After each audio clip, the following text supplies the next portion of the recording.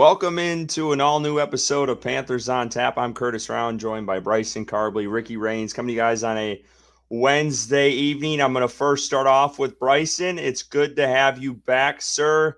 Looking beautiful as ever, handsome, clean cut. You got the sweatshirt on. How you doing, man? Yeah, I'm good. Thank you for the kind words. It feels really good to be back, man. Last week was a scary health situation. I never thought I would go to the hospital and then tell me I have a blood clot in my lungs. But, I found myself in that situation and I'm feeling a lot better now. I guess, update for the our listeners is I'm not allowed to drink beer for a little bit because I am on blood thinners. So I'm going to be doing like NA beers and energy drinks, maybe, I don't know, but something to keep me awake throughout the evening here. So, but yeah, I'm excited to be back. Not a great game to talk about, but talk about the future and maybe a better one this weekend. Ricky, how you doing? Good, man. I don't think that the Panthers played full strength because we didn't have full strength last week. Maybe that's what happened.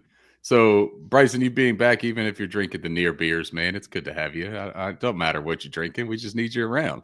But yeah, I'm good, man. The game sucked. I'm ready to talk about why it sucked. I'm ready to do what I think the Panthers are probably doing and ball it up into a nice little round sphere of shit and throw it into the trash can because that's all you do with something like that. But, hey, it's almost Halloween. The kid is already getting candy from like friends and stuff like that. So I've got little snacks that I can go steal away from them in the middle of the night. That's been fun. And I got some Mektoberfest here that I'm drinking on tonight. So I'm in a good mood. How you guys doing? Good, man. Excited to be back. I know the chat is already off to a swelling start. I know we'll be battling Game 5 of the World Series viewership tonight. So, but yeah, man. Watch baseball after the Cubs go out. Yeah, I've kind of gotten away from it all, to be honest with you. There was that 18-inning game a couple days ago, but yeah, I'm excited. Talk about an ass whooping tonight. Unfortunately, not really excited about that, but I'm excited to talk about this game this upcoming weekend. But let's start how we always start this show. What are you guys drinking tonight? Curtis, why don't you start us off? What are you drinking? Yeah, so I had one bottle left of this Sam Adams, which is almost gone, as you can see. And then I have Michelob Ultra on the ready here in a cooler. So that's what I got tonight. Nothing too exciting, but I know Ricky will say me he's always got something special. I really don't have anything special, man. I had one Halloween beer that I was going to bring out. It's a peanut butter stout called All Hallows Treats or something like that. I just didn't feel right drinking a beer called All Treats after the game that we just watched. So the only beer that I just have 3 or 4 of them in, my nice trusty Minecraft lunchbox here from Maxwell, is the Mektoberfest Marzen Lager from Old Mecklenburg Brewery here in Charlotte. Not the best brewery that they got in Charlotte, but it is one of the oldest. And, that kind of reminds me of myself. Not the best that you can find in Charlotte, but God damn it if I'm not the oldest. Nah, you're too harsh on yourself, Ricky. It's because I stare at this gray beard every single Wednesday on this camera, man. So, like I mentioned, not drinking actual alcoholic beer, but I'm going to dip into the NA beers. I've never had any. So I'm starting with an Athletic. I've seen this stuff like at Food Lion. I got it at a bottle shop, but Athletic Brewing Upside Dawn Golden Lager. It actually does taste pretty good. It's not bad. It has 0.5% alcohol in it, so maybe if I drink enough, I'll get drunk. I don't know. Look at that. We do a little marathon episode. We might have it. Bryson, you weren't here for the new addition to our graphic game for this segment, but this happened last week when we were trying to figure out what to drink. And on Twitter, our good listener, Clay Wright, Carl Hungus, which is a hilarious name as well, says, I'm sure it will be better than whatever Curtis is drinking.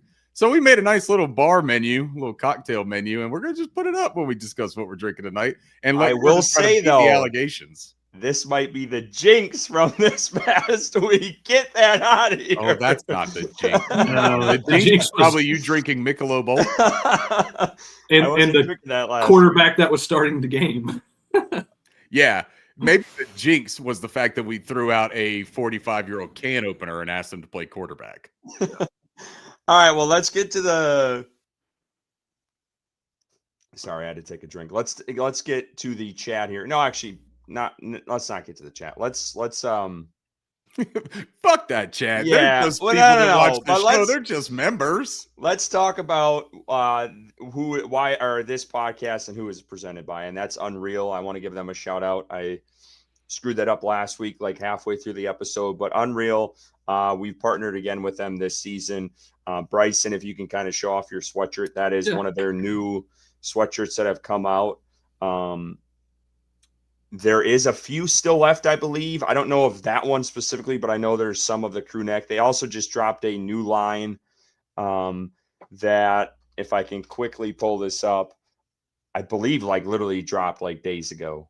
They got like a white version of a Panthers sweatshirt. They also have an all black that just the black one's very similar to this one, and the white one is more of like just like a flat white with like the Panthers logo. All their stuff is super nice, dude. And we are getting more stuff. They are sending us more stuff to show to you guys. Very generous company. We appreciate very much to work with them every year because their stuff is so good. It really is. It's a little bit on the pricier side, but I mean, I promise you get what you pay for because it is just, I wear like the stuff from 2-3 years ago that they sent us like during the winter almost like every day because I just cycle through the Unreal like hoodies or whatever. Curtis has a crew neck, I believe is the term for that, that he's going to be picking up this weekend from Unreal. And then they're sending all three of us an additional hoodie of one of the new drops here soon. So we'll have that to show off for you guys. But yeah, these are the sweatshirts real quick. The crew neck, a lot of them are almost gone, honestly, for sizing, but that's the new white one in the middle. You also see the all black. And actually that white one's so damn dirty, man. It's beautiful. Like it looks so nice, but I could just see it now, man, at a Christmas party or something. I'm trying to dress up like a snowball. It's going to just be filthy by the end of that party.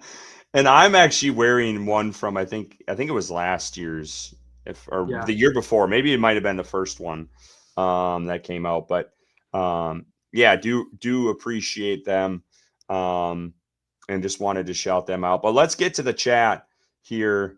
If I can figure out how to stop my screen. Here we go. Now that he put baby in the corner, he wants to try to go and coax her out of it. See, look at you. Let's start with our super chat here. Carter in the building. I'm going to be watching the World Series, so I'll listen tomorrow. I'm not going to say that next line because no one in here likes the Dodgers. I hope the Panthers can get a spotted cow W Sunday morning. Keep pounding. Hey, man, spotted cow. Cheers to that. I hope so. Cheers, too. Carter. Enjoy your baseball game, man. Don't let him shit on your parade. You earned it. It's not like you're a front runner and a Dodgers fan, right? I'm kidding, Carter. We appreciate you, $4.99. I want to get to some of our other members here. Stephen Belk, good to see you. I don't know if he posted something about what he was cooking tonight, but he got his shirt and bag of goodies. Appreciate you, Stephen. I'm glad you got it. Loving it all. Just hate we came with the first loss in the month. We all do, man. That game last week sucked. Got regular Yingling on tap tonight. Let's go. There you go. Hey, look, you know what? That's the thing, though, man. Win or lose, you get to come in here with us. We get to do this thing every Wednesday, right? We've had a lot of fun playing that song.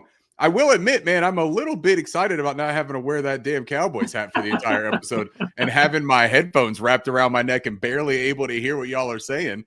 That's a nice change for me, but I've already missed that honky tonk twangy sound of that video and the feeling it gave me. So I'm like an addict right now, man. I'm ready for that feeling to come back. You know, we all are. We're for it.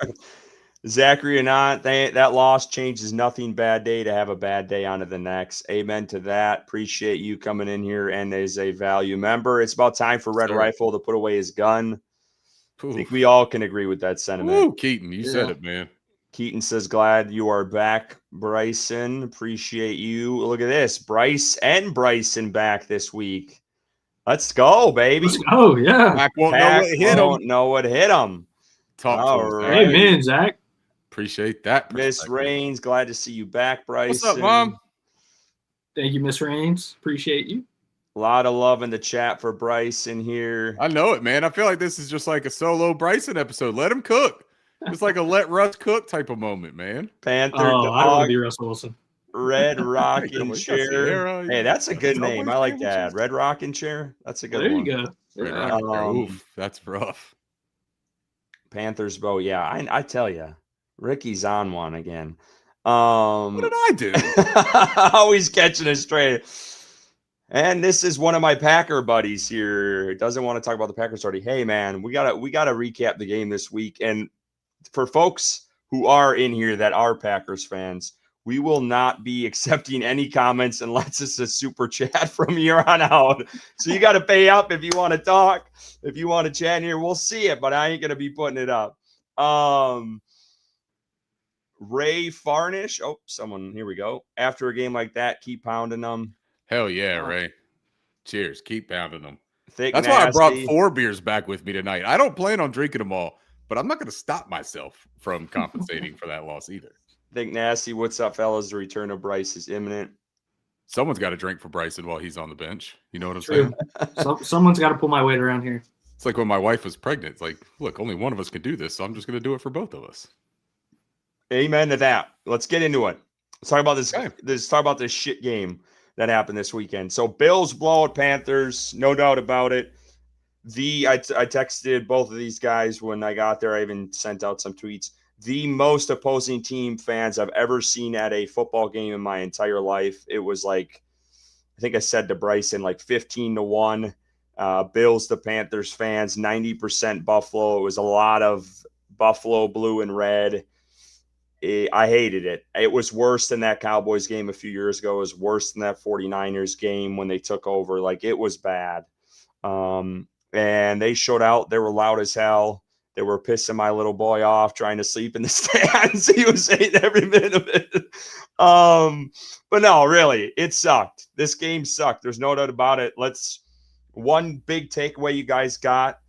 Don't steal the show here, but give us one thing that you took away from this game that you kind of want to just throw in the trash right now. Bryson. Yeah. The outside runs could not be stopped. Running, outside the tackle. I believe there was like a point in the game where they just ran like the same play 9 times in a row. Carolina couldn't stop it. It was frustrating, man. James Cook had a hell of a day. We all know that. Felt like the run defense took a step back. The Bills exposed an obvious area of weakness, especially without Pat Jones there. I think we were all kind of worried about that. Ricky did write a beautiful article today about the new guy, Gibson, right? Travis Gibson. Yeah, yesterday I put that one together when we signed him. Yep. So maybe he brings a little bit of help there to the edge, but I don't know, man. It was frustrating. I mean, Josh Allen didn't really have to do anything. I felt like when they were passing the ball, it was like a reprieve. It was like, oh, man, thank God they're passing the ball on this down and not just handing it to James Cook and he's going to get 10, 12, 50, 70-yard touchdown. It was just they had their way with that defense. It felt like Carolina versus the Dolphins or the Bills, the Cowboys. So it was just a frustrating day. On the defense, on both sides of the ball, but yeah, I'll stick with the defense for now. Yeah, Curtis, I'll leave you with the obvious one. I think that's going to be the most fun thing to talk about with all this. I think that what I took away from this more than anything was how emotionally driven this football team obviously is. When they have an internal belief in the team, they don't get down on themselves and they keep playing, right? And they stick to the script and kind of play like their game, their brand of football. But when you can see a switch happen inside that team and they start feeling like, hey, we're back against the wall and I don't know that we can get off of it, they press, man, and they lose discipline.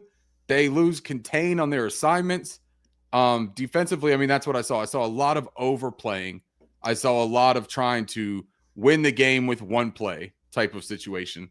And we talked about the shifts in motions that the Bills ran on offense. I thought that we played so disciplined against Miami with that whole shtick. And then this game, again, man, once they got hit in the mouth, I think that they just forgot that they have individual jobs that they were doing and started kind of panicking. It does make a huge difference when Curtis talks about what he's going to talk about here, because everyone left you with the big elephant in the room. So please talk about it and make it really good, Curtis, because I think that that's the thing. When they had to fall back on that part of the game, there didn't seem to be a great belief amongst the team. And it makes me feel sad that that was what we put on the field. But I'm also okay moving past that, man, because we hope we don't put that on the field anymore. And I don't think that that's the football team that we should expect to see for the remainder of the football season. Well said. Before I get into that, I want to shout you out, Ricky, and I failed to do so off the top, and I apologize. But Ricky is writing, Bryson talked about a little bit, he's writing for PFSN 365. Is that Pro Football Sports Network? Pro Football Sports Network. Yeah, Pro Football and Sports Network. Yep. So he'll be writing specifically for the Panthers for them. He just started a couple, actually, I believe yesterday was your first article. Yeah. So, and he's already put out a couple, so he's hard at work on that. Go check him out. Ricky posts all of his articles on his page. We also will retweet them on ours as well. But it's good to see you back writing. Thanks, man. Yeah, you're good at it. Thanks, man. I appreciate that. I'm really excited to do it. You know, I love covering the team. I was just looking for the right opportunity. It is a time investment, but man, it's worth it to cover these Panthers. Y'all know how much I love just talking about football, and writing was the thing that got me into all of this content stuff to begin with. So I do really enjoy. Right? Say what? Cat Crave. Right. Exactly. That's where I first kind of like just dove headfirst into everything. Shout out to Dean over there at Cat Crave too, man. My first editor ever writing assignments was a terrific dude. And all the relationships that I forged over there. Jared Feinberg, who now writes for, on SI, Panthers Wire. He covers the Jaguars and the Rams. Pierre, my buddy Luke. I mean, there was a lot of really talented people over there. I just got involved with the podcast stuff, and now I'm in a place again where I think that the PFSN job made a lot of sense. It's a good opportunity to kind of cover a team in a beat style, more access to the media and things of that nature than like a fan-driven site. So yeah, I'm really excited. It's a challenge, but I hope that you guys will entertain me and click on them. Look, by the way, guys, I get paid off the clicks. If you want them to keep me around and you like the articles that I try to provide the local perspective on, you got to force them to keep me. Amen to that. Go check him out. Again, that's PFSN 365. And thanks for saying that, man. Yeah, he posts the articles also on his Twitter account, so go check that out. Back to the game, though. Andy Dalton, elephant in the room, comes in, the guy that some in this fan base are still split on and still think he's a better quarterback than Bryce Young, as crazy as that is to believe. But yeah, I mean, he comes out. What was it? The second drive, I believe. Rico rips one off. They have, they're at the edge of the red zone. They run a wildcat play. It goes nowhere. Loss of 2. And then Andy Dalton's old ass tries to crawl for a couple yards and, fumbles the ball. And Carolina's sitting at a hole. I mean, that hilarious fumble.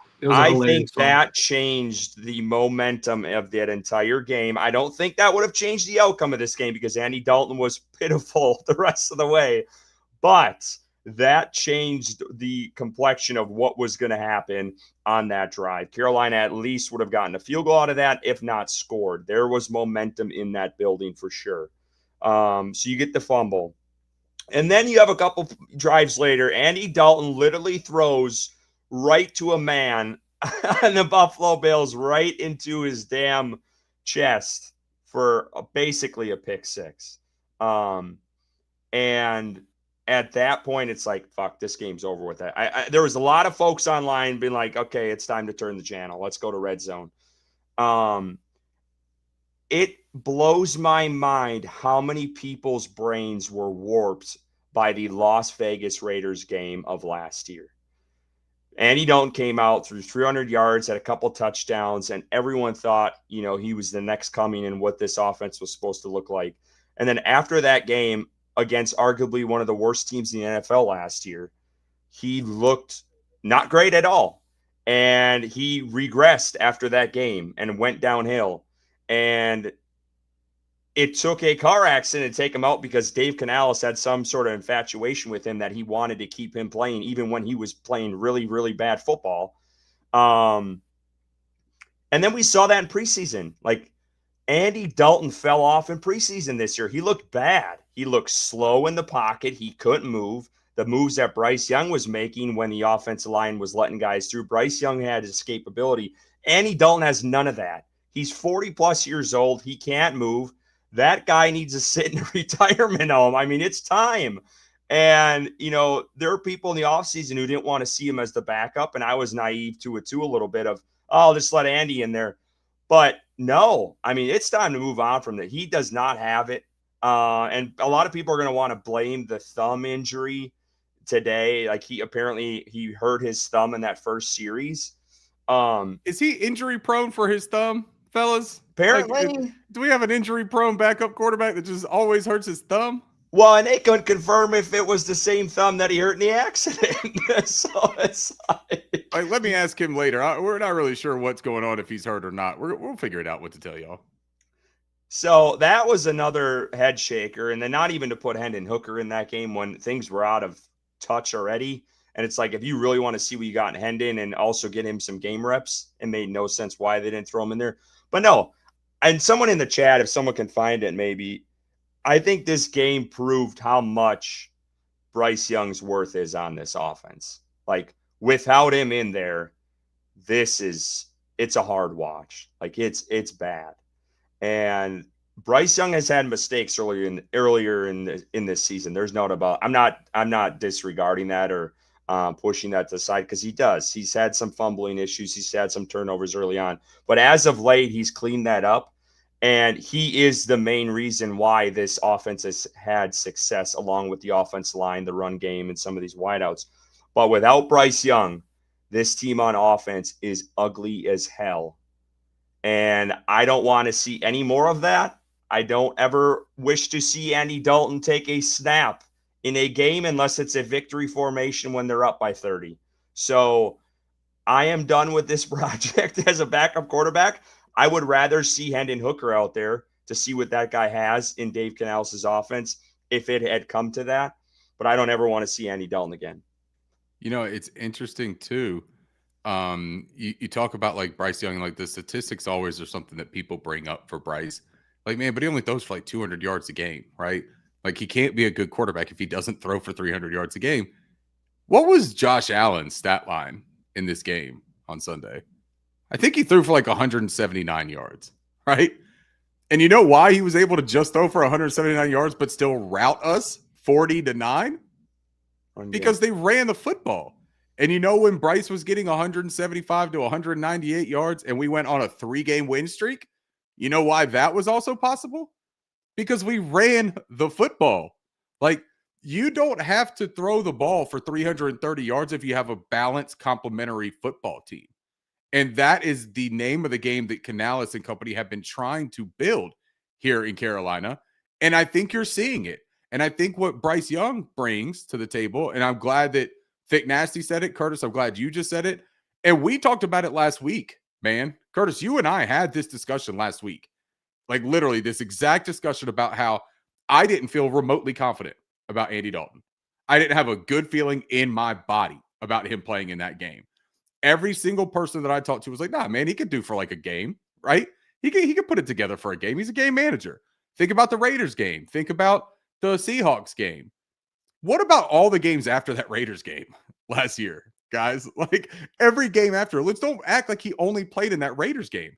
And let's don't act like the Buffalo Bills, for crying out loud, are the Las Vegas Raiders of 2024. The differences were so apparent and right there in our face. We should have anticipated exactly what happened here. Getting the snot kicked out of us when you throw Andy Dalton out there. The minute they sensed blood in that water, those Buffalo Bills circled like great whites and they took the team apart. That is just what happened. But when Bryce Young is out there, I truly believe, and there's some poetic justice with that first fumble from Andy. That's the kind of thing that people were crucifying Bryce for. Like, man, he's way too small. His hands are too damn weak. He's a child. He can't play NFL football. Look at him. He's dropping the ball every time somebody hits him from behind.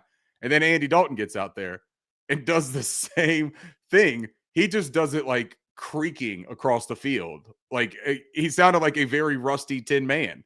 Like it was a rough thing to watch him move, guys. Like I honestly, and I was talking about this in a space with our friend JJ Panthers Culture. I felt bad at moments for Andy Dalton because it looked like he just couldn't even protect himself. He looked like he knew, man, there's nothing I can do. I'm in trouble. I'm in harm's way, and I'm gonna have to stay here. I think I'm just gonna have to get beat up for the rest of the night. There were like points in the game where he was getting pressured and he would just fall into the sack. Like he just stood still. Yes. He would not try to escape at all. I think he just knew he couldn't, bro. Yeah. Like I honestly think that he was just sort of sitting there and like real time calibrating and was like, okay, so the white flag. If there is a guy within 3 arms reach of me, I might as well hit the ground because I'm gonna go down anyways. So like I might as well save myself the hit, right? And then when you saw him try to get out, I mean, man, he was just in trouble. Man, he was just in trouble. And if you worry about Bryce giving up the fumble because of not having awareness or strength or whatever it is behind him, it should have made your butt cheeks clench up hard as hell when you saw Andy Dalton trying to evade the pocket and get out there. He has no idea what to do. Like, and it's not on him entirely because look, the coaches had an opportunity to prepare another quarterback to play this game. Andy Dalton was their best option, is what they said. This is what you get when you play that game. But Bryce Young, stock, right? Like, has his stock been higher right now amongst the fans? I mean, we had people that were very anti-Bryce Young being like, man, I need Bryce Young to come back. Mm-hmm. I can't wait.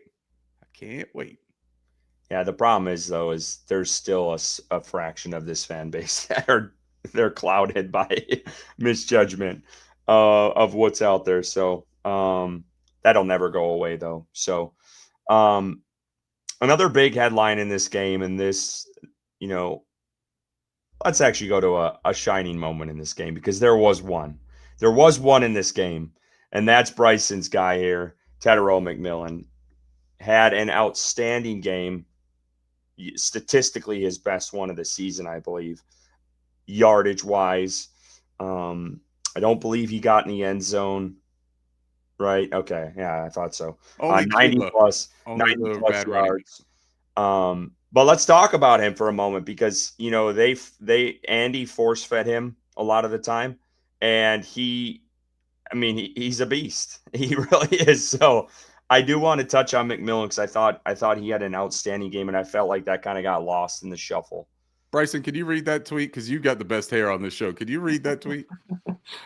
I don't care how bad Andy was. He has some fine fucking hair.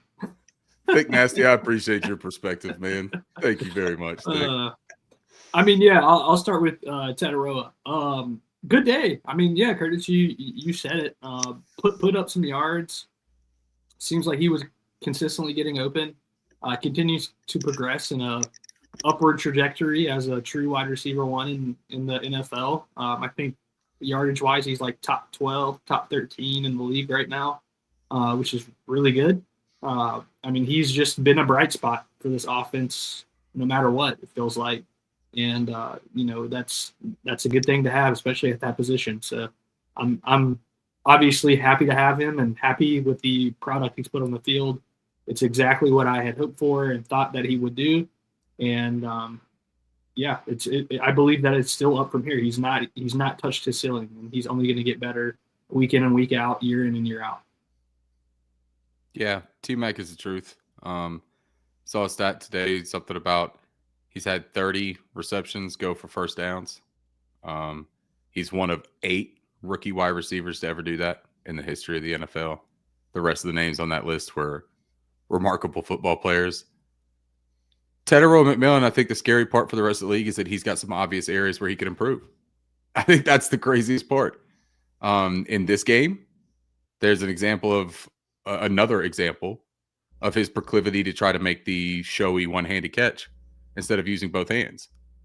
And I'm not saying that it would have been an easy catch and touchdown on that play, but it certainly would have made the play more feasible, I think, in my opinion.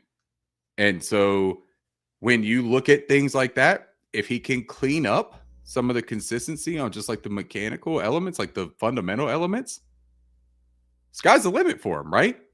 I remember the conversation where Bryson said he believes that at the end of the day, This guy might have, the horns and the shaggy coat and walk vertically and horizontally up a mountain. He might be the GOAT for the Carolina Panthers. I thought it was a bold take, but I also understood it, Bryson. I got exactly why you thought that.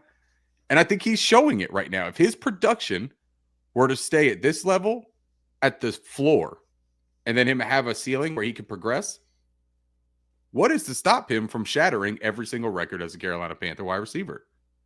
And that's happening with what many fans think is poor quarterback play, right? If the passing game starts to really pick up and work a little bit more favorably down the stretch, now that you have healthy pieces, I don't know, man. Great call, Bryson. Really fun player to watch. I truly enjoyed Teteroa McMillan being a Panther. Yeah, he is. There, I swear it's once a game. You're like, damn, how did he come down with that? So, I'm happy. I'm happy he's a Panther. I really am. So hats out, Bryson, for wanting him here in Carolina. I do want to shout out Ray Fornish here. Ricky, this is your next bottle of champagne and bringing the hat back. This should cover it at Dollar General.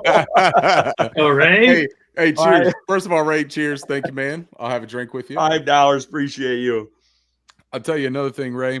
My wife would appreciate me so much more if I was a Dollar General champagne kind of guy.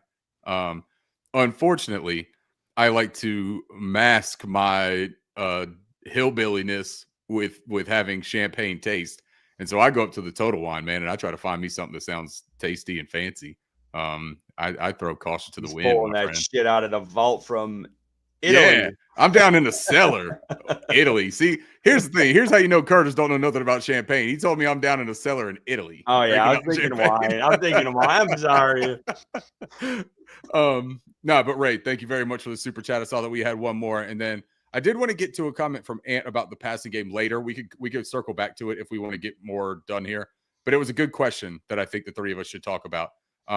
Next super chat, Will Robinson, my man. Appreciate you, Will. Take a drink, men. Keep pounding. Take a drink. Shout Keep out, pounding, Will. Keep pounding, Appreciate brother. you. That's the thing, man. We got to always remember this. You can just have yourself a nice near beer or a glass of sweet tea or anything else and recenter, man. It's not the end of the world.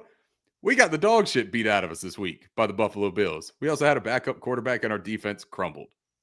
We got an opportunity here. Not the good opportunity like we had against Dallas and Miami the past couple of weeks. We got an opportunity to put something together, man. I can't wait to do the optimist thing again tonight. I do. We'll get to that question, Ricky, the one that you were just mentioning. I do want to let folks know, and Ricky, hopefully you can pull it up, the membership little QR code. We've had several members in our chat here. And one of our previous super chats, actually, or several of our previous super chats were some of our members. So I just want to highlight that. Scan the QR code. It's in the upper left-hand corner of your screen. That'll take you to our YouTube page. Next to the subscribe button, there's a little join button. Click that. You can become a member. It's $3.99 per month to become a member. That'll get you some exclusive deals on merchandise that we hope to roll out here soon. And I think we're going to give some away, honestly, for our first couple members too. So look forward to doing that with y'all. We're trying to get some more exclusive content as well. So take advantage of it. It is $4.99 for some reason on Apple. Y'all jumped down my throat on that one, so I'm not going to forget that plug. But again, it's low cost. It is a monthly fee, but we've had several people join, and we hope to grow the tap room as we continue this journey. So we appreciate you. The $4.99 for Apple's worth it. You get to process blue bubbles when we talk to each other.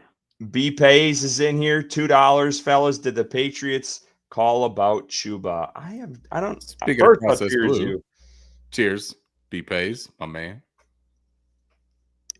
I personally have not heard that rumor. I saw the rumor. Did you? Yeah, I saw the rumor. I know they were interested in. They made some calls on running backs. I saw that, even though they have Travion Henderson, makes no sense to me. Yeah, there was a rumor about it, but I don't know if it's been substantiated by anybody credible. If it were true, I honestly don't think that I'd take the call. Unless, look, man, this is like what we talked about with Adam Thielen to an extent, right? Unless they're offering something that is absolutely worth it, and Thielen for us, it was a fourth or a third, right? Isn't that what we talked about? Mhm. If you're going to offer a fifth, sixth, seventh for Chuba Hubbard, I keep him. I think he means way too much to the team. And I know that people will say they don't want the politics and the sentimental to always get into the mix with the Carolina Panthers, and that Rico Dowdle is playing so much better. I agree with that to an extent, right? Play the better player on the game day. But getting rid of glue pieces, getting rid of guys that mean something to the locker room and that mean something to the team, I don't think that's beneficial. Not in the middle of the season and not when you're 500 right now on the season.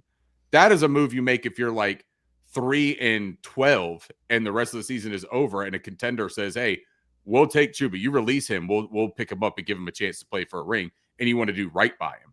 But I don't think this would be doing right by sending Chuba to the Patriots. And also, I would fucking hate to see Chuba Hubbard in a Patriots jersey. So hell no, I'm not in on that. Well, and Ricky's touched on it quickly off the top is when there's a strength, you don't need to get rid of guys. Like, keep the strength a strength. Like, we're not doing that. Adam Thielen was a little bit different situation. He was on the tail end of his career. There's a lot of different variables there. Even now, looking back, Carolina probably shouldn't have done it, and Adam Thielen shouldn't have wanted it because he's over there in hell in Minnesota right now. They don't know who's throwing him the ball. So, but this is a perfect segue into our next segment. And I don't listen to many outside of podcasts outside of our own. So I don't know if I can say we were for sure the ones, but I feel like we were some of the lead dogs on this conversation since Rico really came onto the scene. It was something these two maybe made fun of me when I asked it, but now we're into the crux of it. And Dave Canales is making a decision this week. He has made one. We won't know until Sunday, but it clearly sounds like the tide has turned here. But Chuba and Rico split carries again this weekend. Kind of didn't make a whole hell of a lot of sense if you ask me.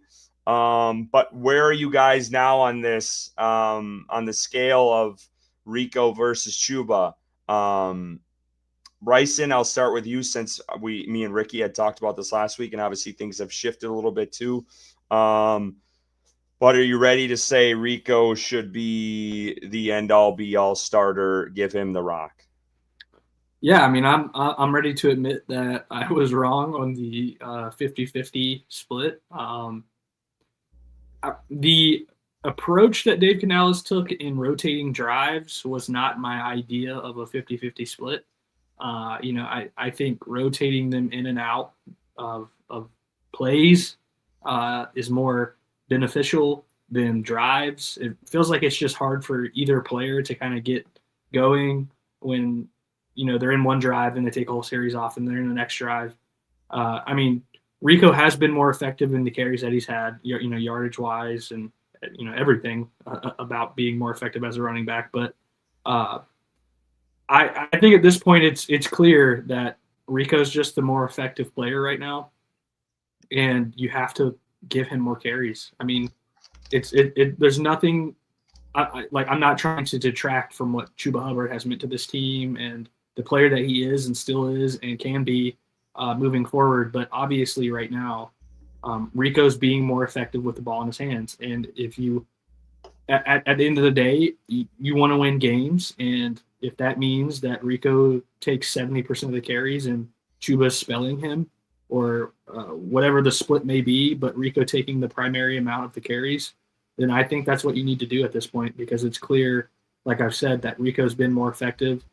And, I think at this point he gives you the best chance to win, not only on a down-by-down basis, but overall win the game. So I hate that's where it is, really, because I am a big fan of Chuba.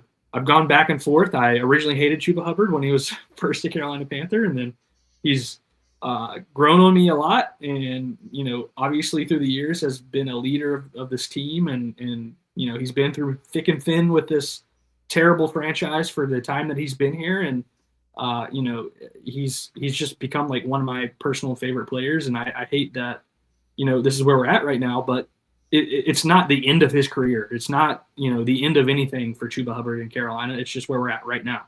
And he can get back to where he was. I wonder if that calf injury is nagging a little bit and he pushed a little too hard to get back because of what he saw was happening in his absence and didn't want people to forget about him. just speculation. I'm not saying that's the case, but it does appear that he's not moving. I don't know. I'm just not seeing like the same speed and like tenacity like at the end of runs that we typically see with Chuba. So I guess to sum up everything, yes, I was wrong about the 50-50 split. It's time to give Rico the primary workload and let Chuba spell him on occasion. Curtis, you want to take this one?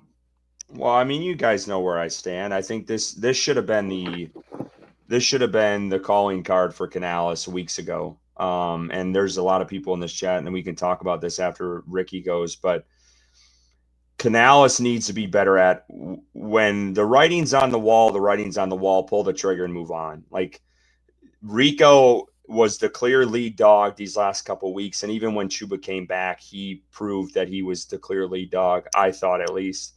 And he just looks more explosive out there. And we've talked about this. If you're first joining us tonight, this is not an indictment on Chuba. I still like Chuba. I still want him on this team. I don't think they should trade him. But right now, Rico Dowdle is the better back, and you play the better back until he proves otherwise. And when I say play him, I mean like a 60-30 or 60-40, like majority of the carries are going to Rico Dowdle. And when he needs a rest, Chuba's in there. The situation like Chuba and Miles Sanders, that's how you need to treat it. Rico is playing outstanding right now. He's one of the top backs in the NFL, and that cannot go unnoticed. I don't know why it took Canales this long to realize that. And there might have been some locker room trying to buff things over and keep things civil. And like, you paid this guy last year, he's a big locker room guy and the trust and all that. But when you have a better player, or a player who's playing better, and it is truly about winning football, this is the guy who should be taking the carries. No doubt about it. I think finally people are starting to realize that, and the tides are turning. But this should have been done weeks ago. I agree with the overall sentiment of what you say, but I'm going to differ a tiny bit on having a problem with the approach that Canales took here. I actually understand why Canales did this the way he did and why he gave Chuba the 2 weeks that he gave them. Coming off of the injury, I don't think this was like a Canales playing the politics part of like, hey, I don't want to like rock the boat, right? I don't want to mess up the ecosystem in the locker room by giving the rock to the new guy and taking it away from the guy that we just gave an extension. I don't want to mess up Chuba's fragile personality or whatever, right? Like, I think that what this honestly was they believe in Chuba Hubbard. Chuba Hubbard was great for them last season. He was great for us last season. And he was the better back for the first 3 games of this season. Like, that's a fact. And I think that when Rico ran into his go nuclear moments, I think that's when Canales has to have the wherewithal to say, so look, I'm going to give Chuba this opportunity to fight back, to defend his title. If he doesn't earn that title within a week or two's time, I'm going to go with Rico. And I think that's what we're going to see. So I don't really have that. Can I push back though, Ricky, on that? Because you had a back in 2 weeks go back-to-back 200 yards, which is very rare in this league. And then you have a guy coming off injury and he's the starter in the game he comes back. Like, I think the starter thing is ceremonial. But he still had a good share of carries in that game, and a guy coming off injury like that does not add up to me. Like, that is not good coaching decision making on not like if you would have I would have had no issue if you would have brought Chuba and he would have had 40% and started still. Let's say he came out in the first series and had 40% of the carries. It was 50-50 on a guy who had, I mean, historic numbers in back-to-back weeks. Like, I hear you.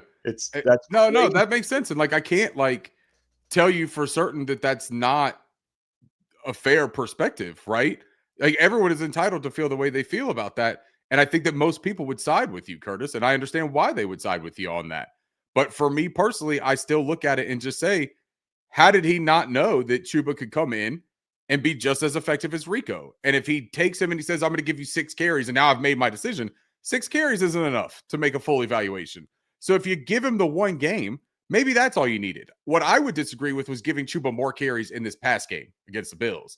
That to me is where you lost me. And that to me is where you draw the ire of the fans and open yourself up for real criticism, because that is even more tone deaf than giving a split in the incumbent starter's return on the first game back from injury. You know what I'm saying? And like against the Jets and even against the Bills, you see the difference in what they're doing with the two players. Now, how much of that, we talked about this last week, how much of that is what the players like and their preferences? Because we know that they go and they talk to the staff about their favorite concepts, their favorite rushing, their calls. I don't know, man. But there are obvious differences in what they do. They run a lot of inside work with Chuba, a lot. And the interior of this offensive line is banged up. And when they get guys on the move and they get outside the tackles with the lead blocker in motion, that is what they're doing with Rico. And Rico is taking advantage of that. Maybe that's not what Chuba likes. And so maybe he is running the concepts that he likes, but there are differences, man. And to me, that's the film of it. That's watching the game tape. And I agree with you, though. Rico has to get the starting carries now, right? It's no longer a ceremonial thing. Now what you're talking about is if you want to get out ahead early, you need to bring as much punching power as you can to start the games, right? You've been your most effective in your scripted 15. Rico needs to be on the field for those scripted 15 at this point. Put your best fighters out there. And then if you want Chuba to be the relief guy, that's cool, man. I honestly don't care at this point. If Chuba doesn't run as much this year, he's locked in for 2 more seasons. Let him take some tread off the tires this year. Rico's going to walk, I think. I don't think they're going to sign Rico. So let Rico do as much work as he could do this year. Let Chuba take some time off, keep some extra tread on it. And then when Jonathan Brooks is healthy, because I'm still a true believer of Jonathan Brooks, and I think he's going to be healthy, and I think that's what they bank on. They just drafted Travis Etienne. They're not going to sign another running back, man. They're either going to go with that 3-headed monster or they're going to draft another guy for cheap cost. They are not going to allocate more money. So I'm okay if Chuba needs to take the year. And if Rico can take advantage of that, terrific. If he can't, I'm also fine running Rico or Chuba again. I want to go to a comment from one of our members here that I kind of alluded to a little bit ago, and that's Joko, because I think this conversation needs to be had. I just have one question. Why can't Dave ever put the best players on the field? Started with Coker, then Horn, then Rico, and now Evans should be tight end 1. I don't get it. Do you guys agree with that sentiment to an extent or not at all? And do you think this is just an ongoing issue and Dave just has too much trust in some of his, I don't even know what you'd want to call it, his guys? I don't even think that's fair to say, but like his philosophy of how he wants to deploy players, and like he thought Horn needed to come along a little bit more, and then we finally start to see Horn and he's showing out a little bit. Like, what do you guys think this is an issue, or we're just kind of overlooking this and Dave's in the right here? I mean, I think there's a pattern for sure about, fans clamoring for a certain player to play more, and then when they play more, they look really good, and then Dave Canales is like, okay, I'm going to play him more. I do think that that's a pattern. I don't know necessarily that he's doing it on purpose. Like he's like, I'm not going to play this guy due to whatever reason. I do think that they are, like we've mentioned multiple times on this podcast, a developmentally minded coaching staff. And I think that they put a lot of emphasis into that. We're going to try to make sure our best that we think you're prepared before we put you into these situations to play on the field. And sometimes maybe they're ready to go earlier than what the staff thinks. And fans, of course, all of us are just excited to see Jimmy Horn get on the field because of what we saw, what he did in college, or Rico, Rico's kind of a little bit different in the situation, but Coker last year, being the undrafted free agent, but showing out in camp, and we were like, okay, let's get this guy on the field, or, whatever the case may be. So I think there's a pattern, but I don't think it's like a negligent, like on purpose kind of thing that Dave Canales is doing. I think that, so Johnny brings up a point, and I want to start mine with the same sentiment, that Dave is super inexperienced, not an excuse, but a reality right now. I think he'll grow into be more proactive versus reactive as he gains experience. I think that's very astute. I think that is exactly where I would begin my opinion on that situation. I think that if you were to break down each situation individually, right, for a guy like Jimmy Horn Jr., you can see that his value is particular, right? He's not going to be able to be out there in 2 or 3 wide receiver sets for the duration of the football game, right? His run blocking is not going to make him very much money in the NFL. He is still working on his approach on some of the catching, right? He took the underhand approach and kind of jumped for one of those balls this past week that maybe he could have stayed on his feet and ran under that with his speed. That's splitting hairs and kind of a personal opinion on the correct technical approach to that catch. But I think what it comes down to for Canales, I think he knows that this offense has one of the smallest margins of error of any offense from executing well in the NFL.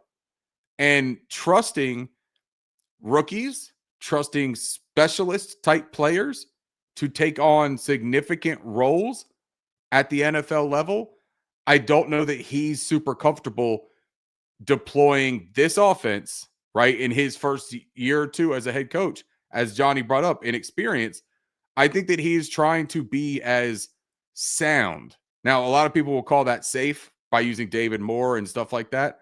I think that's just using the sound players that make sense because he knows that they can execute from the communication that he's giving them. And there's a lot of confusion or awareness issues for these younger guys. I do think that that will change with experience under the belt for Dave Canales. I truly do. I think that Dave Canales will get more comfortable saying, hey, you're a playmaker. I need a play to be made. Go out there and do it and stop overthinking as much as he does sometimes. No, I think that's a fair point. And I do think the inexperience and hopefully over time, I think that'll shift a little bit. The other factor too that is like we're never going to be able to see is we don't know what goes on at practice. So like we can say all we want about, and I'm not even talking about the Rico. I'm talking about like the Horn and stuff like that, like guys that we get excited about in the draft. And then we're like, why the hell aren't they out there? I think there's all these different aspects, whether it's special teams. Ricky talked about the run game and his run block ability. Like, I think a lot of that stuff we don't get to see, and those guys are literally living it every single day. So it's a lot different, and it's just easy for us to be like, yeah, we love this guy in college. He was great, and we think he's going to be great. So like, it's so easy to do that. But there's so many other variables that we don't get to see that I think play into all that. But the one I just do not agree with is obviously the Rico thing. And I'm not going to keep going into that. Anything else from this game y'all wanted to talk about before we get into the Packers? I mean, this might be the earliest time we've ever gotten into a matchup before. Don't know that there's really all that much more to like A go blowout over loss. with the game, right? Yeah. Because I mean, I just don't think that this game should be really indicative of what's going to happen for the rest of the season, man. Mhm. I don't know. And I don't know. Maybe we should just get into statistically speaking, because I do think that the Green Bay Packers are a fucking world beater juggernaut of a football team. And so we're going to look real foolish and get a lot of egg on our face if we sit here and be like, no, don't take that Buffalo game serious. And then we go into Green Bay and God forbid the same exact type of thing happens. But, hey, you just let me know, man. If you want me to play that video and hear those. Play it. Let's do it.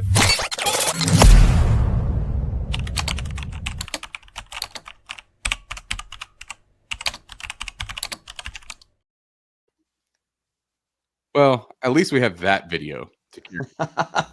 That's right. Like, I still, man, it feels weird that I haven't once heard that stirrup start kicking and had to go and get my hat and get a new beer. I wish that we could. Let's look at this game. I'll take the Carolina Panthers if you want. Or how about one of you guys? You guys want to take the Carolina Panthers? Go ahead, Ricky. Oh, terrific. You want me Yeah, we'll Bryce to do the Packers. Like perfect. You guys get to do all the fun stuff. All right, Carolina Panthers, 19.3 points per game. That's 27th in the league. All of these numbers look awful right now outside of the rushing. 179.5 passing yards per game for the Panthers. That's 29th in the league. 136.9 for the ground game, rushing yards per game. That's 5th. So the Panthers still have that going for them, despite having a low output this past week. Rico's 2-week extravaganza still carried us up to this point. EPA per pass for the Carolina Panthers, very inefficient passing offense. Negative 0.18 expected points added per pass attempt. EPA per rush attempt is flat zeros, tied for 10th in the league. And then they passed the ball 54.3% of time on offense. That is 25th in the league. We will go over, and you can see the bottom part, the very important part of this slide as well. The win-loss record, the Carolina Panthers at 4-4. We are still 500. We are not embarrassed. We are not the Atlanta Falcons. Defensively, we allow 24 points per game. That is 20th in the league. That number has continued to go down the ranks because of these last few games. But I'm telling you, man, I still think that if we end up in that 16 to 20 range for the season for that defense, the offense has enough juice and firepower if they can get their shit together and get healthy, that 22 to 24 points per game, we're in a lot of those football games, in my opinion. 198.4 passing yards per game we're giving up. That's 10th in the league. Rushing yards per game, that's starting to climb a bit. 111.6. You remember those games where we gave up like 18 yards and 36 yards? Those were fun. Rushing yards per game is the 16th in the NFL, so we're flat dead in the middle. Plus 0.02 EPA per pass attempt allowed. That is 20th in the league. EPA per rush is tied for 14th at negative 0.04. And then the percentage of times that the opponent throws the ball against the Carolina Panthers is 57% of offensive plays, which is, again, flat in the middle, 16th in the NFL. That defense, man, they're just it's Jekyll and Hyde, right? It's Halloween, so we could talk about like some monster stuff, but it's just not great, man. And it's not consistent enough. But the loss of Pat Jones has been wildly evident, man, for that defense. And I don't know if maybe one of the solutions is getting Bobby Brown a bit more involved on some of that base formation stuff. Maybe letting Turk run a bit more of the specialty, the nickel, the four-man front type looks. I just wonder if we're missing the length and the size. I talked about Trevis Gibson, the guy that we brought over from the 49ers practice squad. He played his season high in defensive snaps just last game against the Houston Texans when they were in need. And he wasn't awful, guys. And this is a former fifth-round pick who has a campaign in Chicago where he had 7 sacks. He's 6'4", 263 pounds with 34-inch arms. The body frame and the style that he plays is much more similar to a Pat Jones than Princely Umanmielen, who right now is dealing with an injury anyways. But it is a thing that makes a lot of sense when you just look at it from a stylistic standpoint. Keys to this game for the Carolina Panthers. Offensive keys. Carolina is tied for 25th in the league on offense with 12 giveaways.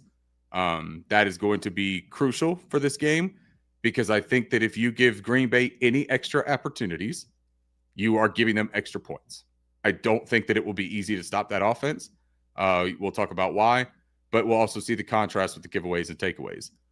3.27 yards after contact per rush attempt. That's going to be critical when you see Green Bay's defensive key as well. We are going to need to be able to break tackles. We're going to need to be able to get to the second level.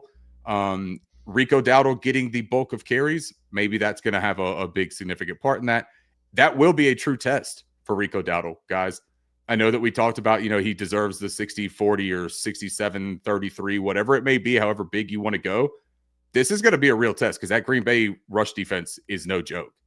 Team sack rate for the Carolina Panthers. This was a big one we talked about last week because we saw the quarterback pressures allowed. We saw all of that, but the team sack rate is how much the quarterback actually takes that sack. This went up from like 4.7 to 6.8 in one game because Andy Dalton, I mean, you could have yelled pressure at him and he went down. You know what I mean? You didn't have to hold him. And he'd have bought you. 20th in the league at 6.8. We were in like the top 11 or 12, I believe, coming into last week. So if Bryce Young is back, I'm very interested to see with that tenacious pass rush. We all know Micah Parsons was the guy that was crippling the Dallas Cowboys and couldn't stop the run. So they made their smart move and gave him to Green Bay. And now he's, second in the league in sacks and second in pressures and all of those really poor run stopping metrics. Quarterback pressure rate for the Carolina Panthers defense, 26.1% of the time they're getting pressure. That is 31st in the league. I'm never going to take that off that top line, am I? I said like on like week 2, I was like, I'm not going to change this until this actually, needs to make more sense for us. That's never going to change. We are just not getting to the quarterback. We've got to figure something out about that. The team run stuff rate on defense, 13.9%, tied for 27th in the league. That's going to be important because wait until you see what Green Bay's team run stuff rate is on the offensive side. And actually, you know what? That may be one of those extra things that I have, so I can look at that here in a second. Yak allowed on defense, so that is yards after the catch. For the Carolina Panthers, they've allowed 836 total yards. That is 17th in the league. That is important because when you look at the Green Bay offense, now first stat I'll give you, the little bonus ones, right? You guys know I like to have my little bonus nuggets here now. Can I ask a question though, Ricky? Well, can I? Yeah, I guess. But I was gonna. I had 2 things. You'll get into that. But I want to, for folks that might not understand, 17th. That is towards a solid number. A solid number or a like bad? No, that's going down. So like that's past league average. League average would be the 16th, right? And then the best teams would be first, second, third, fourth. Yep. That's the best metric. Gotcha. Inverse when you're looking at defensive and offensive stats. You know what I mean? The higher they're allowing, the lower they are in the rank. All right, so the 2 things that I was going to point out there, I pointed out the team run stuff rate for the Panthers defensively. That's because the Packers' stuffed rush rate on offense is 12.3%, tied for 3rd best in the NFL. They don't go down on first contact. Their offensive line has been pretty sound. Now, Josh Jacobs is only averaging something like 3.6 yards per carry. He's also dealing with a little bit of an injury himself. I think that he was DNP today. I know that he was a little bit hampered last week. But Emmanuel Wilson, their backup, man, that guy's got a little bit of juice to him. And he's averaging like 4.7 per carry. I would look out for him maybe getting a little bit more involved in stressing the outside of that Panthers defensive front the way that they just saw James Cook attack them this past week. The yak number for the Packers. We are 17th, allowing 836 total. The Packers yak total on offense is 1,040. That is 3rd best in the NFL. They run that Matt LaFleur offense, man, is so dang good at creating space, the hell out of me. Getting guys into mismatches, playing the shift in motion rate is something that I didn't even bring up. Or actually, maybe I did on the keys for the Packers. I can't remember. But that is something that they do a lot as well. They're a top 3 or 4 in the league on that as well. They do a lot of that insert blocking that we were crushed with on the outside against Buffalo as well. Wham blocks, motion blocks into the C gap. Just a lot of stuff, man, that they do even better than what Buffalo was doing with Joe Brady's attack against us last week. So those are all things that I would look out for the Carolina Panthers. Do you guys want to take on the Packers? Yeah, I'll tackle the Packers. I just want to touch on a couple comments real quick before I get into that so we don't fall too behind on the chat. Let's not do the super chat yet on the trade. We're going to talk about that after the game. Yeah, so that's fine. Joko here says that if the Panthers beat the Packers, that he will buy a Panther home game ticket, and wants to on tap to give it away. That's pretty cool. Or he says a jersey, possibly. I dig it, man. I'll match that. I'll buy a jersey too. 2 jerseys. Give away 2 jerseys if the Curtis will do it too. Look at him. I see the big old smile on his face. He'll get one of his Wisconsin buddies to buy a jersey too. Yeah, there you go. Be like Oprah giving out jerseys for everybody. Panthers haven't beaten the Packers since 2017. Clay and Newton exchange. You've been watching film, huh? Time is now to beat the Cheeseheads. Let's go watch this. Yeah, I agree. All-time moment. Love that one. All right, I will. Well, I'm not going to put this comment up. He didn't send us money. Sorry, Brandon. All right, offense for the Green Bay Packers. 27.6 points per game, which is tied 5th most in the NFL. They are averaging 245 yards passing per game, 7th most. Rushing yards per game, 114.1, 16th, right in the middle of the NFL there. So an average rushing attack. A plus 0.25 EPA per pass, which is 2nd in the league. Jordan Love's been playing pretty good football. Plus 0.00 right there at 0 EPA per rush, which is tied 10th. And 52.3% of the time they are passing. So anything stick out to you guys about this offense? We're both jumping in here. One thing I just wanted to know, and Ricky, you touched on it already with your bonus keys with the yak, anyone who watched that Sunday night football game, Tucker Kraft with the ball in his hands after catch is ridiculous, and Carolina struggles mightily against the tight end. And these aren't even complicated routes. He's running out to the flat and then breaking it off for 15 more. Like it's ridiculous. It's the timing of their concepts too, though, man. He spaces and times everything so well. LaFleur does, but he is so hard to take down too, man. Like it's. I saw a tweet that said something about Tucker Kraft is like George Kittle, but he's better George Kittle than George Kittle is George Kittle. Like, and it's true. Like Tucker Kraft plays a very similar style. He's one of those RAS guys. He had a perfect 10 score on the relative athletic score. And there is a trend that when you take those perfect 10 or 9-9 type of tight end prospects, that's a really huge indicator of being able to develop them and them having things that are just mismatches, man. And Tucker's a great example of that. Glad he's on 2 of my fantasy teams. I'm going to hate cheering for him this next weekend. All right, we can go on to the defense here. Not looking forward to these numbers. All right, 21.4 points per game, 10th best in the NFL. 210.6 passing yards per game, 15th. Wow, that rushing defense is impressive. 78.9 rush yards per game, 3rd in the NFL. It appears it's going to be hard to run the ball.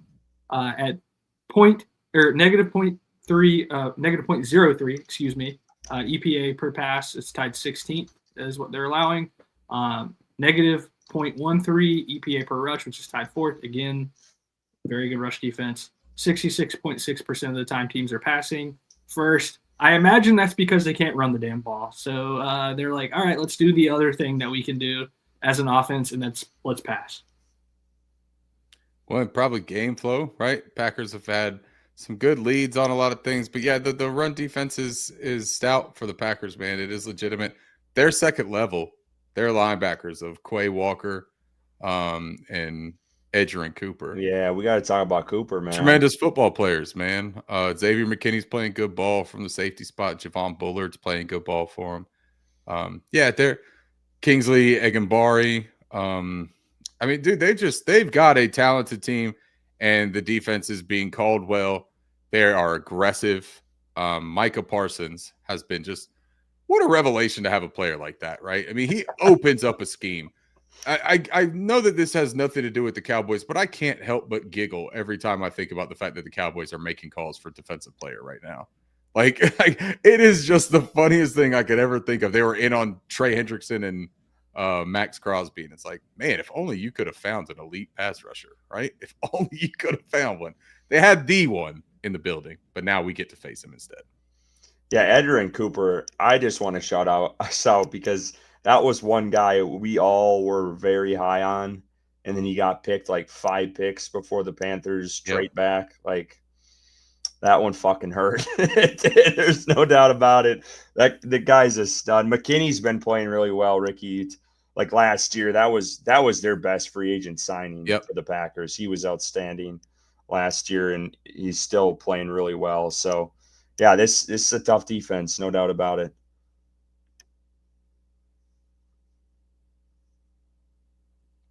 Bryson, you want to do the keys, my man? Sorry, I was having some technical difficulties getting unmuted. My I didn't know if you were just kind of vibing for a second. Yeah, he was like rocking back. I was like, come on, let's go. All right, I think I feel that 0.5. 3 giveaways for the offense, for the Packers offense, which is tied first, least, I guess, in the NFL. 10 sacks allowed, tied 4th least. Hopefully I'm saying that right, Ricky. They're not giving up a lot of sacks and not turning the ball over. Shift Correct. motion rate, this is what you were talking about earlier, Ricky. 62%, tied 4th. So they use a lot of motion on offense there. That's right. I think the Bills were around. Then on defense, 4. Okay. All right. Cool. Then on defense, they run a lot of stunts. Apparently, 24.9%. This is not good to see. Most in the NFL. 4 takeaways. Wow. Tied 30th. So not taking the ball away a lot. It appears. And then yards before contact per rush attempt. at .91, fourth in the NFL.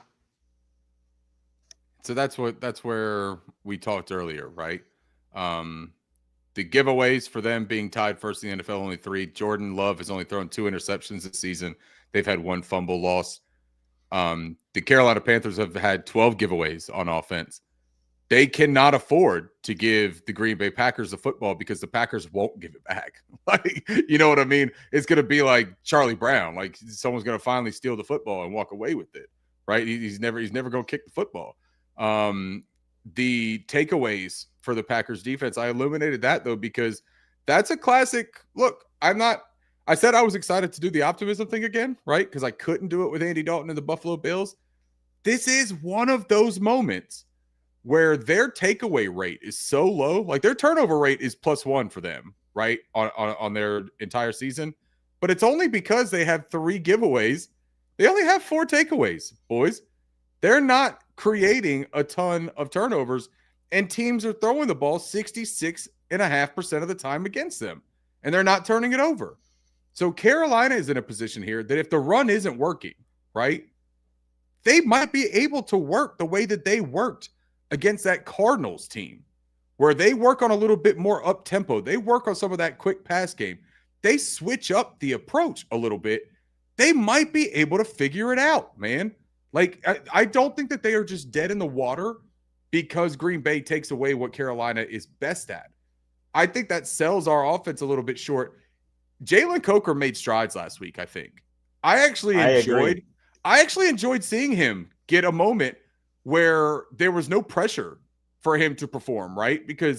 And he had a couple moments in that game too, man. A couple moments, man. And he looked like old Jalen Coker. He looked like what made me excited.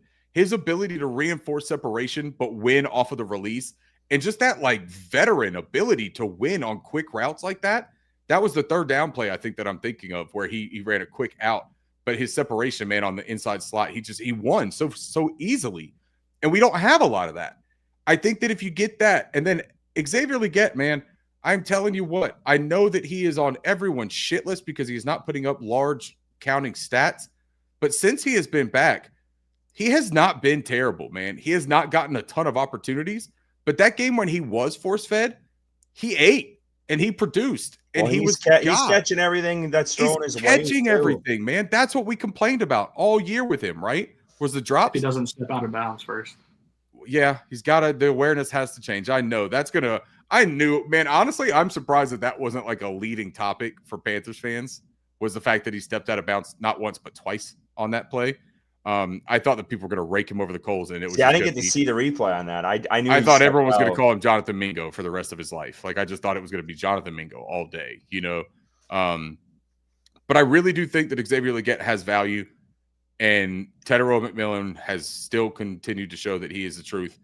Get Mitchell Evans involved. Let Rico cook.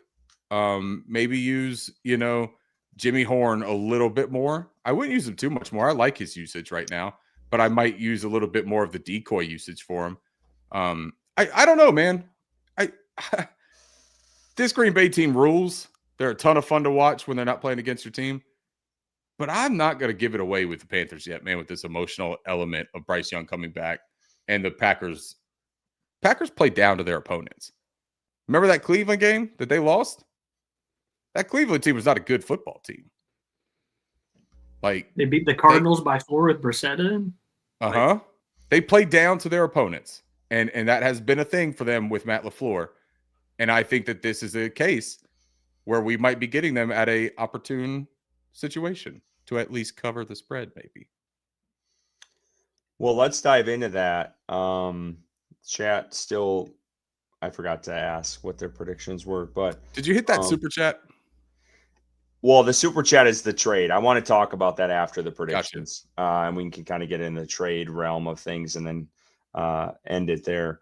But Bryson, let's start with you. What do you think? As my Siri goes off for some reason, what do you think happens in this one? Give us a score. Yeah.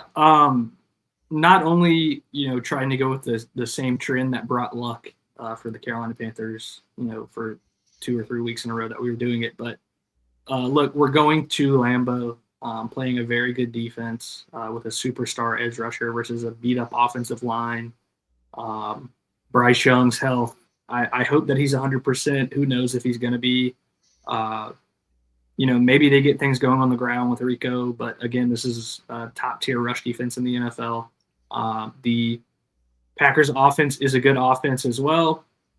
They can run the ball. They can pass the ball. They got Christian Watson back now. They got Matthew Golden, one of the other rookie wide receivers in this draft. That was exciting. We talked about Tucker Kraft. So it's a concerning game, to say the least. But I think Carolina competes. I don't think it's a similar game to what we watched this past weekend. So I think Green Bay ends up winning. I'll say 28-20. I'll give it to the Packers. Before Ricky goes, I just want to shout out Brad Bull. What's up, fellas? Good day from Australia. I What up, love Brad? that. Shout out my man, Ricky. All right, Ricky, great segue. Cheers, So Brad. Bryson goes Packers. Ricky, what do you got? All right. Let's see here. The Green Bay Packers are a juggernaut offensively.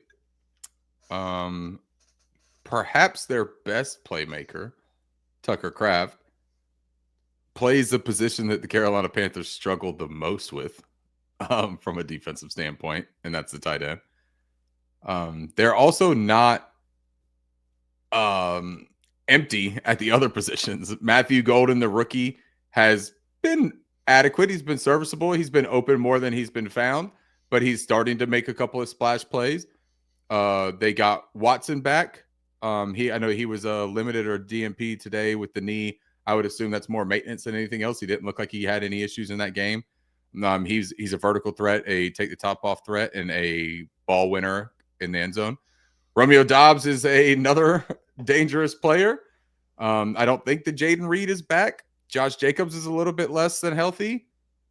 Their defense is tremendous. Micah Parsons is going to give problems. You've talked about the stunts on the keys, Bryson.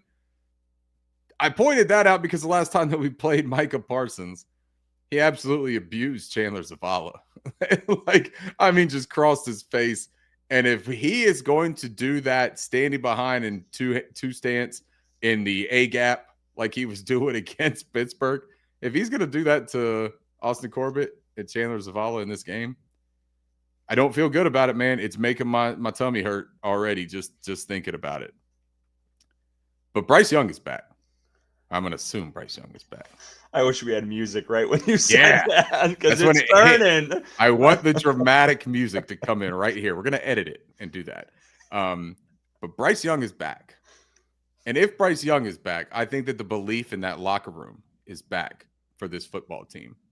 And I think that can take a team a long way. And that's why I don't think that they lose this game by 30. I think they lose this game by 17. I think this game is 20-37 Green Bay Packers. Man.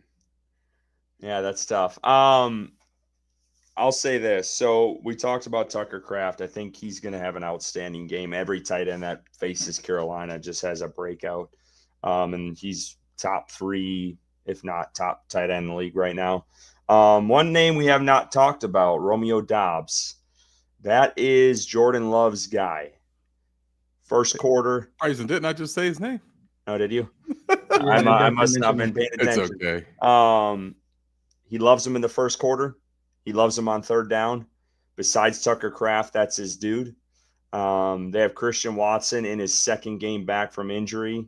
That makes me nervous. Defensively, I think they're stout as hell. As we've all talked about. But I do think they have some cracks in the secondary. I really do. Both of their corners. I know Valentine had a nice play on DK Metcalf this past week on should have been a touchdown ball. And their other corner that I can't think of is escaping me. But I do think there's some cracks there that McMillan can take advantage of and kind of box out. And there was a play late in that game that DK Metcalf boxed out a guy on a slant in the end zone. The corner's escaping me. You guys talk about the run game and against that defense. I think there's some holes, and I tweeted about it on Sunday in the Sunday night game. You need to run at Micah Parsons. Micah Parsons, go back to that Steelers game and look how many times they ran Jalen Warren and Micah Parsons' side and what they got out of those runs. And it was 7, 8, 9, 10 yards a carry. And Micah Parsons has struggled against the run in his past. So I think if you run at Micah Parsons with Rico Dowdle, and you also run outside, if you look at the Steelers and where they had success, the outside runs worked. And what has Rico Dowdle done these past couple of weeks in outside runs? He's dominated. So I think that's the key for this Panthers game. They're going to need to run. I think Rico needs to have 25 to 30 carries in this game if they're going to be in it. It's going to be like a Dallas Cowboys game when they had success a couple of weeks ago. And I'm flipping the script. I am not picking those fucking Packers whatsoever. I am going Panthers by 1,000,000. I'll give you an actual score. I'm going to say it's going to be a high scoring, just like the last one that they played when Bryce Young kind of showed out. And that was his first, like, into the NFL, like, hey, I'm here moment. I'm going to go 34-31. Carolina wins in a thriller in Lambeau Field. Bryce Young, the energy Ricky talked about it, him coming back. The offensive line scares the hell out of me. Zavala and Corbin. I'm holding on to hope, though, damn it. I will never pick the Packers when they're playing the Panthers. No way in hell. Give me Carolina, the most pessimistic one in this three-headed monster we got here. And look at all the love you're getting now. This is all you have to do, Curtis, is pick the Panthers. I will ask one follow-up question, if I can, to your rationale. When you point out all the great things that the Steelers did and how they attacked and obviously exploited the Green Bay Packers, what was the final score of that game in Pittsburgh? They lost. By like 10? Yeah. In Pittsburgh? Mm-hmm. But I think there were things in there that I thought the Steelers lacked on offense, though, too. Like, and I think hoping Bryce Young makes up for that. I hope so, too. And I don't want my – And I also think, like, you looked at it, like Steelers – if you still look at their yards statistically rushing the ball, it wasn't great. It was like 60-some yards, but they didn't do it enough. And I think if Carolina sticks to that game, because that's going to keep Jordan Love off the field, which I think they need to do, because their offense is playing outstanding, and they're going to be hard to stop, even if you're playing on your A game. But if you can run Rico and he's got 120 to 140 yards and you're running the ball and pounding it constantly, I do think there's holes in that Packers defense when it comes to the run game. I know statistically right now it's out there, but go watch replays against Micah Parsons last week. I guarantee you're going to see some success. So I'm very, very intrigued by it, and I'm very appreciative of the chat being as confident in these Carolina Panthers. I hope, guys, that I am extremely wrong. I want to bring up this question one time, though. We need a game that our coach finally outcoached someone. Panthers for life, I hear you, and I love that, but I'm just not confident that that's going to happen against Matt LaFleur. Like, not this week, buddy. It's a tough matchup, man. Now, if you guys think that, me and Bryce are being negative Nancy's right now, I'm just going to tell you, I've looked at the schedule, and I'm going to give it a little bit of a teaser here. I think we're going to be back to playing that rodeo Champagne Cowboy video here in just a matter of a couple of weeks. But for one more week, I think that you're going to have to put up with me being able to hear everything on an episode. Well, let's get to our super chat that we've pushed off forever, and I apologize, Zachary, if I can find it here. Tiger from Pennsylvania. This is Zachary Hernandez. Yep.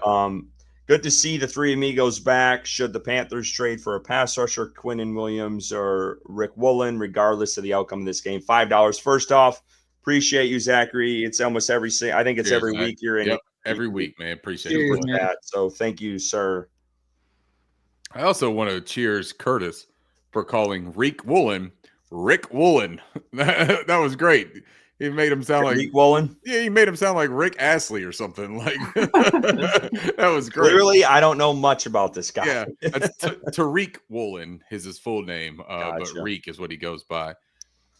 Yeah, so I guess if I had to look at trade candidates, I mean, look, I would love to bring in an edge rusher. I would love to bring in some sort of pass rusher because that is the giant hole for this Carolina Panthers football team. I think that one of the bigger problems with the trade value, though, or the trade idea for this Panthers team, you're not going to go and grab a starting caliber linebacker off the trade right now in the middle of the season. Like, a team's not going to give that up. The premier edge rusher that you maybe could get, Quinnen Williams is going to cost a bunch. I'd do it because I think Quinnen Williams is worth it. He's an outstanding football player. And the idea of him and Derek Williams lining up next to each other, I mean, you know, call me Tom, it gives me a hearty. Like, that's a great feeling to see Quinnen Williams next to Derek Brown. But I don't think that it's realistic in the way that Dan Morgan has done business here in Carolina. I don't foresee that being the case. I think that when they didn't make a big splash, when Trevis Gibson was the biggest move that they made by taking him off of the practice squad for the 49ers, when other players were out there, Keon White, we saw shopped by the New England Patriots. I think that that's one of those, you can kind of see the direction that Dan Morgan is wanting to take with this. He's not going to mortgage the future. I don't think that they believe that this is their year. I think that they're encouraged by what they've seen, but they got a lot of things going against them right now too, with the offensive line, with some defensive stuff that's going on.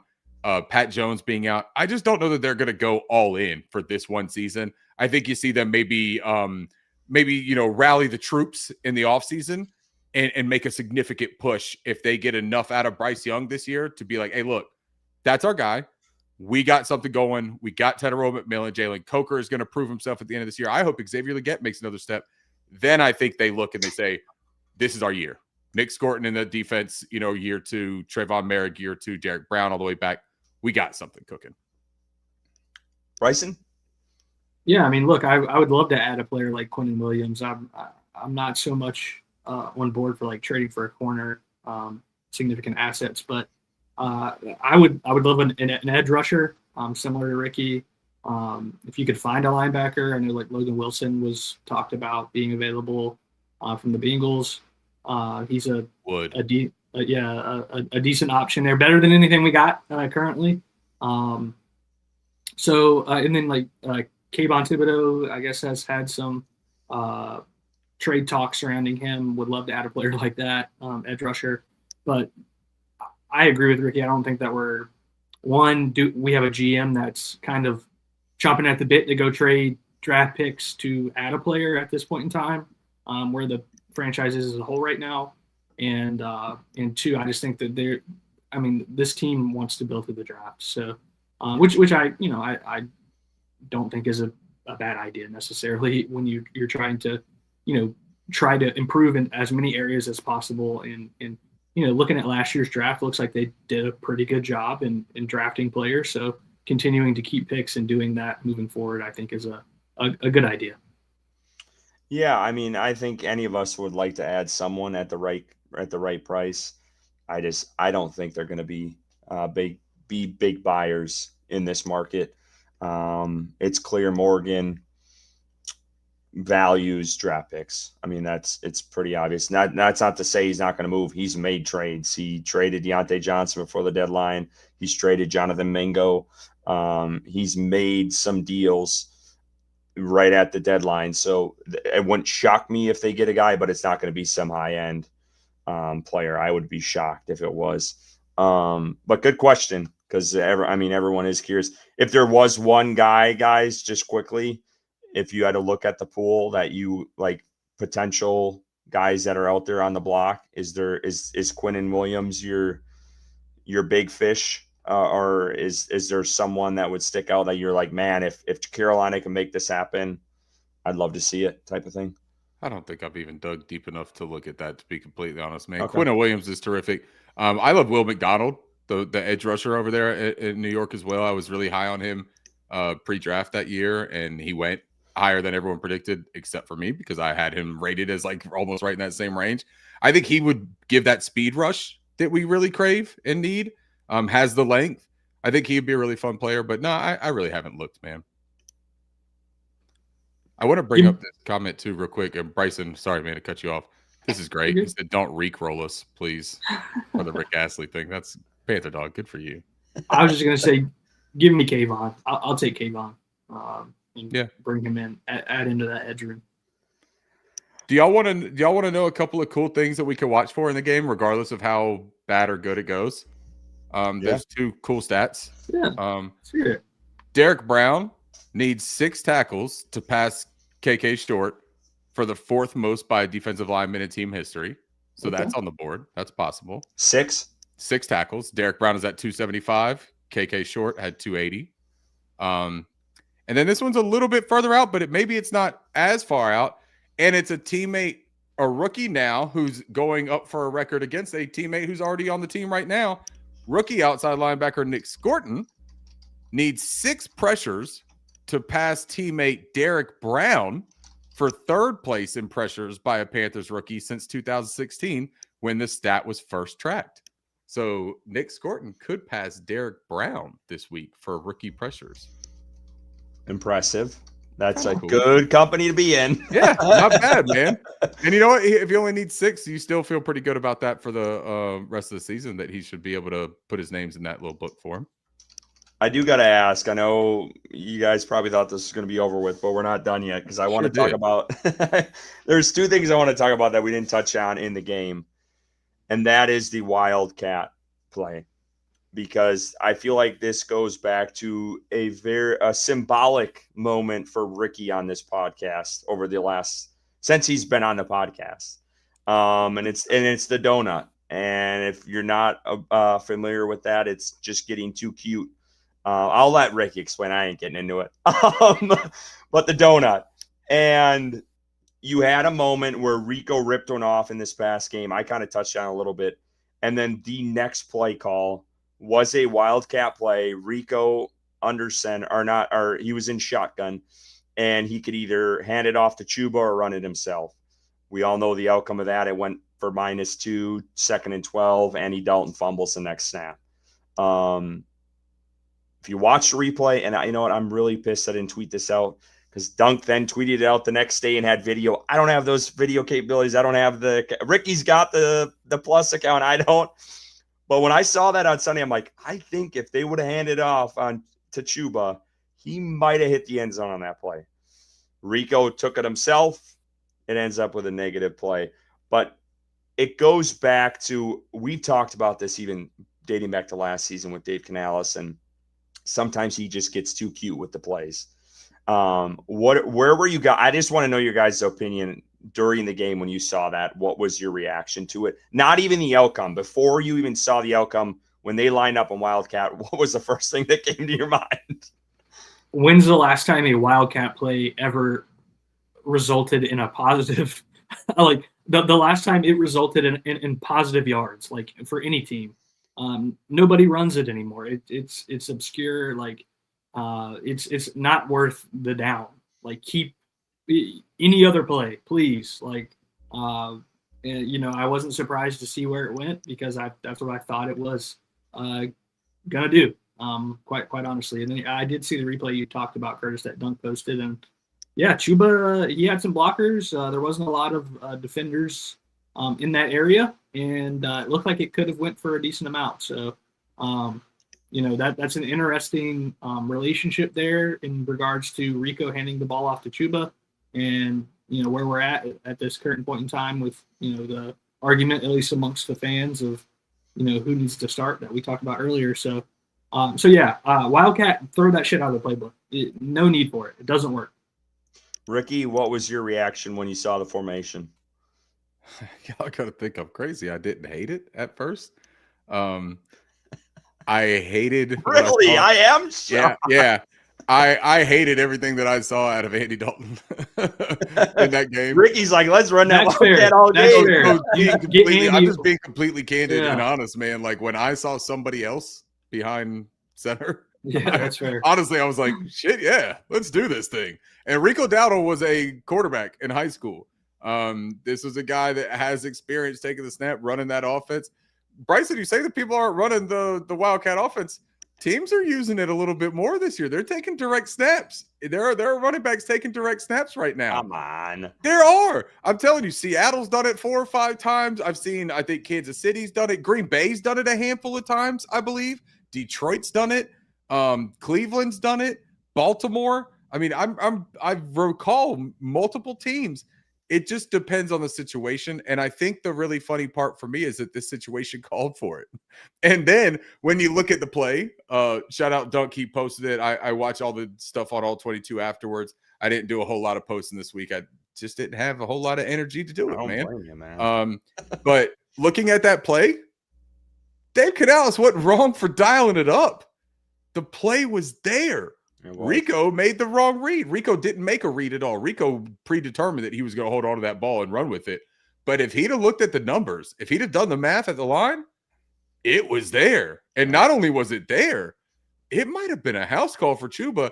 And there might have been some people, and there might have been some people sitting here talking about, hey, Chuba still got his legs, don't he? He still got some wheels. Look at him. Look at him go. I'm just saying, might have happened. And then if that had happened, you're talking about Chuba outgains Rico on the day, ends up with a long tutty. What are we talking about then? No, I'm just kidding. But the play itself, I didn't hate it, man. I was ready for a difference. So, yeah, I was cool with it. I actually think that if Andy Dalton's going to be the starter this week, we might as well just toss Rico out there. So I got to hit out my buddy Kramer here. He did give us a super chat. He says, no pack, no. Can't wait to text Kurt when Parsons is chasing young ass down all game long for 9. Appreciate you, Kramer. I don't know you, Kramer, personally, but I will say this. I noticed in your comment here, you can't wait when Parsons is chasing Young's ass down all game long. You didn't say anything about catching him, and that might be your problem. Amen to that. Don't take me seriously on that, though. Please leave Bryce alone with Micah Parsons. One last thing, and we touched on him before, and then we'll get out of here. We got to talk about Tetairoa McMillan's season up to this point. So 37 receptions, 512 yards, 2 touchdowns. He was asked about it this week. He said up to this point, it's all right. I think it's average. Did he say it's average? I can't remember. It was one of those words, which I loved his response. But guys, just looking at kind of what we had predicted earlier in the year, statistically, what we thought McMillan would do. Do you think he's on a right pace right now? Are you surprised at his stats up to this point? Or are you a little shocked that he's like, where are you guys at on that spectrum here? I'm happy with it. I would have loved to see that touchdown number go up, but I think opportunity and quarterback play, especially this past weekend, has hampered that a little bit. But yardage is there, receptions is there. I think he's on pace for 1,000 yards this year, and I think he's going to get that. And for a rookie to come in and do that is spectacular for this offense. And like I said earlier, it's only up from here. I think he continues to get better and refine his craft and route running. And then I think those touchdowns do eventually come once this offense as a whole gets better from top to bottom. Has it been since Christian McCaffrey that we've had a rookie first-round pick that just showed it right out of the gates? Yeah, I think so. Like just right out of the gates. No conversation, no context, no debate. Just showed it. It was like, yep, that's going to work. That's going to do. I can't remember Kelvin, but that would be the only other one. Christian was after him. So, I mean, when you're looking at Christian, I think that was the 2015, 2016 season. Yeah. I don't think there's been anyone since as a first-round pick. Ike Ekwonu, no. You can't say that. Derek Brown, no. You can't say that. Like, Derek Brown took years to develop into the player that everybody bought into. So I think that for me, looking at what Tetairoa McMillan has done so far in this rookie season, you look at the passing offense having been essentially pedestrian for the better part of the season right now. And he survived an Andy Dalton game. Look, Jonathan Mingo didn't put up this line in an entire season, right? And that was with an all-star coaching staff. So yeah, I think that Tetairoa McMillan is exactly as billed. I'm excited. I think that his touchdown numbers should be bigger right now. I think he's left a little bit of meat on the plate in that regard. I think that he's left a couple of scores out on the field. I think that will correct itself. And if there's a second half season prop bet for Tetairoa McMillan on tutties, and it's like 2.5 or 3, I take the over. I think he gets in the end zone 4 or 5 times to finish this off. I still think he finishes very close to my predictions for him, around that 7 touchdowns, 1,100 yards. I think he ends up there. You know, I think that he's proven to be the security blanket that we were worried Bryce wouldn't have with Adam Thielen gone. And now we're getting Jalen Coker back healthy with him. That is going to take a significant weight off of his shoulders. I truly believe that. I think it opens up some different concepts for him. Very excited, very pleased with him. And overall, I just think that this offense is going to still hit their stride. I understand people's frustration. We wanted to talk about that C3 or the Anthony question, C3 Ant. We wanted to talk about his question about the lackluster passing offense. I think that they're going to get going, man. I really do. I hate always having to put context on shit. We've had this conversation a couple times, guys. It sucks as a fan to always, and we do it with the Chuba Rico thing.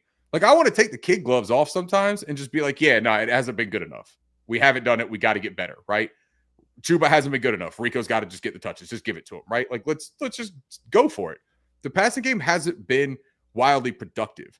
I also don't think that it's been the reason why we've been a bad football team. I think that all of the context of being a bad football team is why the passing game hasn't taken off, in my opinion. And I think that as that starts to correct itself and even out, I think that we will see more aerial attacks with the Carolina Panthers going forward. Bryson? Already went, Curtis. Did you go already? Yeah. That's my bad. Curtis on those heavy lobes tonight, huh? Jeez, dude. He drinking IPA Michelob Ultras. I'm actually pleasantly surprised. I don't know if I would have had him at 500 some plus yards already at this point in the season. I don't remember what I had for him the whole year. I mean, it might have been like 900 or something. I think it was below 1,000. But he has become the security blanket and has made plays that I didn't think he would make. Like crucial, like third down, like possession, just grinding it out type of plays. And he's proven all of that up to this point. So I am presently surprised. Like, I think he's balling out right now. The touchdowns, I can't remember. I think I was one of the lower ends of the touchdowns this year. He's left a couple on the table, like Ricky said. Like he's had some opportunities, and I think Ricky's spot on. Like the rest of the year, I think he's out there to prove himself that he wants more touchdowns, and I think he's going to get them. And I just think the chemistry is building with Bryce Young. They know each other better, and when he's going to cut and where he's going to be on the field. Coker coming back. Bryce Young played with Coker in his first game back, so they were just still easing him in. So now we're going to get Coker, fully out there, 100% ready to roll. And then you got Leggett, who is starting to take some steps too. So, I do think the offense is only going to improve from here in the passing game. So that's good to see. And then if you can lean on a run game that's having success, I think this offense can get rolling here as the season goes on. So I'm excited. McMillan, we talked about, the guy's a stud. No doubt about that. And I'll leave it there. I think that's about it. Hopefully we can get the win this weekend. And we'll be playing that Cowboy video next week. I'd love to do that again. So Did you just skip every consonant in those words? That was great.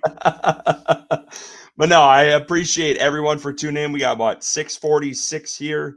10:45, Game 5 of the World Series. I'll take that as a victory. Yeah. So appreciate everyone tuning in, listening in.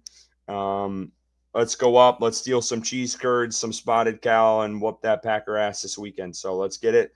And we'll see y'all next week. And until then, keep pounding.